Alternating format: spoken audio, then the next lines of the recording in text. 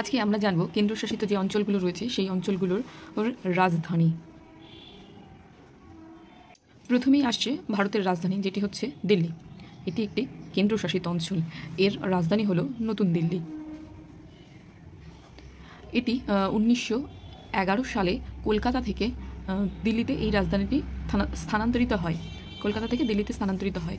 এটি 1956 সালে কেন্দ্রশাসিত অঞ্চলের মর্যাদা পায়। ঠিক আছে, নেক্সট হচ্ছে দাদরা নগর হাভেলি ও দমন দিউ।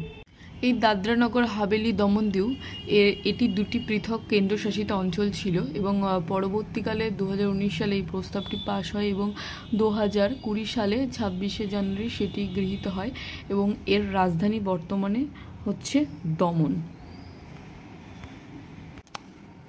নেক্সট হচ্ছে লাক্ষাদ্বীপ, যার রাজধানী হচ্ছে কাভারাত্রি। পরবর্তীতে রয়েছে পুডুচেরি, যার আগের নাম ছিল পন্ডিচেরি। পুডুচেরির রাজধানী পুডুচেরি। এবং পরবর্তীতে জম্মু কাশ্মীর, যার রাজধানী হচ্ছে শ্রীনগর। এটি হচ্ছে গ্রীষ্মকালীন রাজধানী, আর জম্মু হলো শীতকালীন রাজধানী।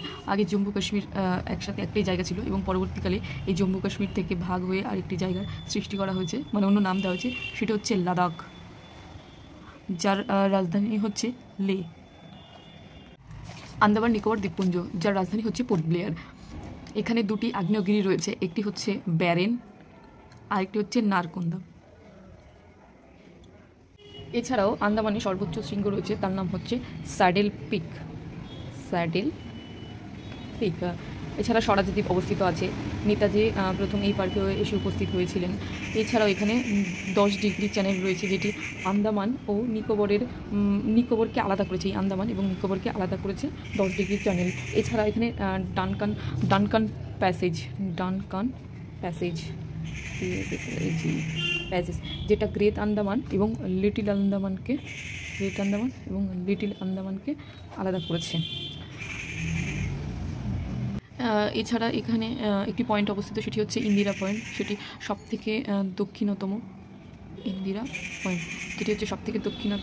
বিন্দু।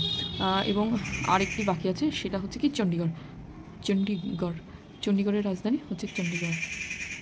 That's it. একটাই ছিল ভারতের কেন্দ্রশাসিত অঞ্চল এবং তার রাজধানী।